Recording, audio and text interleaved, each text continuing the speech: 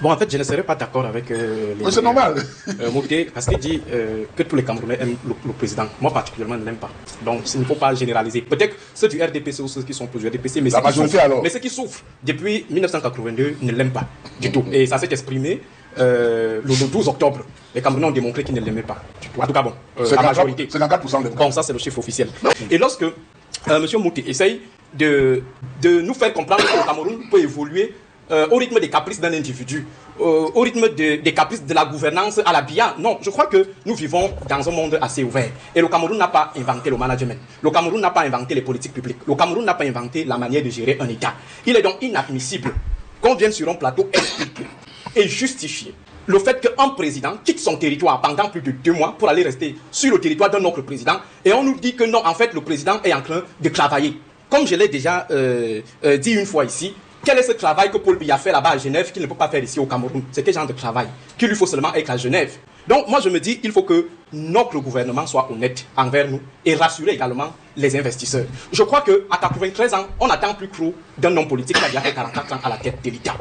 Paul Biya n'est pas un cyborg. Il faut que ses affidés, même si c'est en interne, M. Mouté, lui-même il peut devenir président de la République et un bon président, même au sein du RDPC.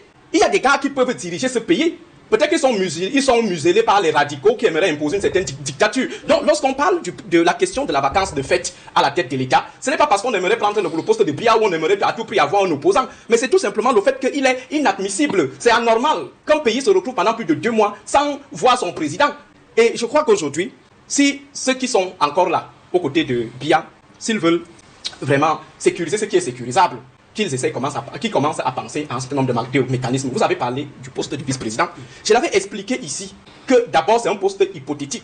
Parce qu'on dit que le président peut nommer. On n'a pas dit que le président peut être assisté. Oui, on n'a pas dit que le président est assisté. Ça veut dire que ce n'était pas une urgence pour les gars du RDPC. Pourquoi est-ce qu'ils ont donc mis ce poste? Ils ont mis ce poste pour sécuriser en fait le mandat que Biya venait de prendre, vient de prendre en octobre. C'est pour sécuriser parce que l'intérimaire géré par le président du Sénat ne dure que 120 jours. Or les gars, ils veulent tout un mandat. Ils ont donc mis dans l'hypothèse de la création de ce poste-là. Et pourquoi ça ne marche pas? Ça ne marche pas parce que, et je l'avais déjà aussi dit ici que le jour où ces gars vont vous donner le nom du vice-président, sachez que c'est déjà bon.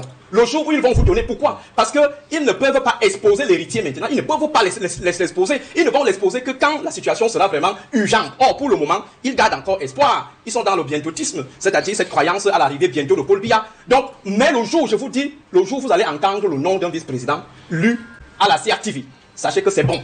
Mesdames et messieurs, bienvenue sur Kamer Today. N'oubliez pas de liker, de commenter la vidéo.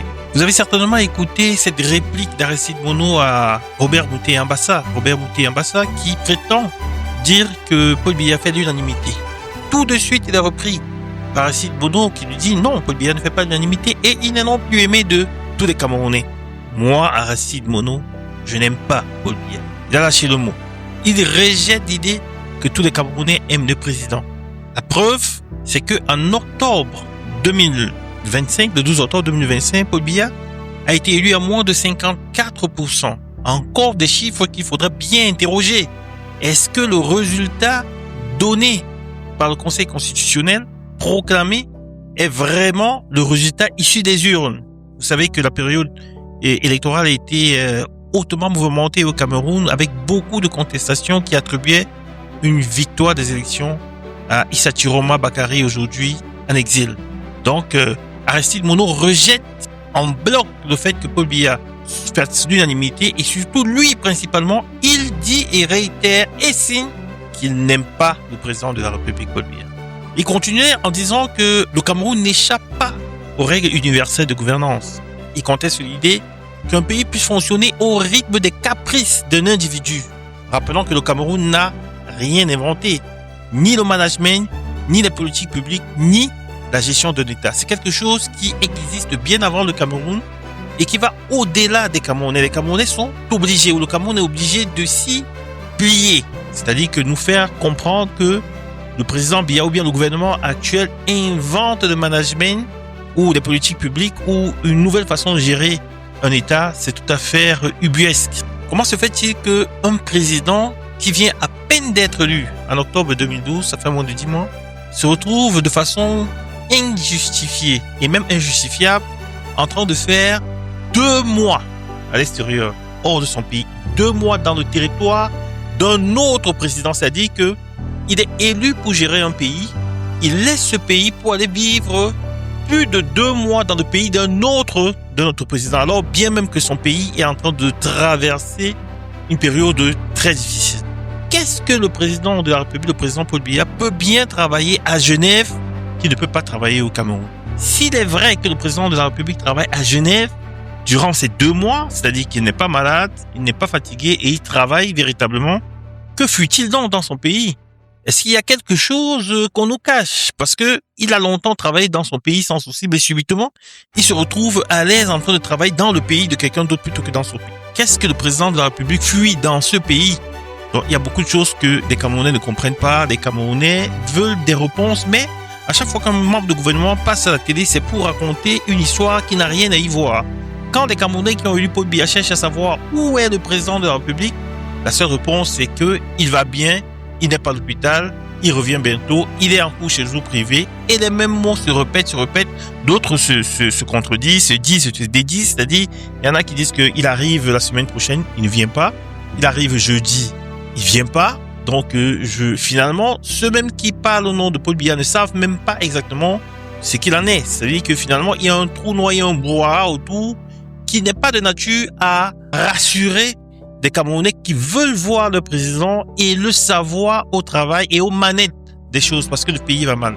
Ensuite, Aristide Monod dit quelque chose de vraiment intéressant, de vraiment intéressant à comprendre en ce qui concerne le poste de vice-président. Il dit, on a bricolé rapidement le poste de vice-président parce que ceux qui gèrent le pouvoir actuellement craignent une fin imminente du président de la République. Et pour continuer à administrer, à gérer le pouvoir même à l'absence du président de la République, ils créent un vice-président. Mais ils ne veulent pas exposer le vice-président pour longtemps. C'est-à-dire qu'ils attendent la dernière minute quand c'est sûr, c'est clair et c'est net que le président de la République, qui nous a toujours surpris, et s'il arrive que finalement il est appelé à nous quitter et à disparaître, ils vont attendre jusqu'à la dernière minute pour nous sortir le nom du vice-président. Pourquoi? Parce qu'ils n'ont pas envie d'exposer quelqu'un très tôt qui sera tout de suite contredit par l'opinion publique. Donc, ils ne veulent pas laisser le temps aux Camerounais de réfléchir et de réagir. Donc, c'est-à-dire, ils vont profiter d'une disparition soudaine du président de la République pour pouvoir nous infliger, pour pouvoir nous frapper à l'œil un poste de vice-président. Donc, maintenant, pour le moment, les Camerounais ne s'attendent pas à un vice-président. Et le jour où on va passer à la télé dire Aristide Monod pour dire que le président a nommé un vice-président, il faut être sûr que là, le président va mal. Là, le président va très mal. Ou alors que le président est déjà parti. Aristide Monod, dans son analyse, il est clair et il est net. Ne vous attendez pas à un vice-président jusqu'à la mort du président de la République, Paul Biya. Mesdames et messieurs, vous avez écouté, c'était Aristide Monod.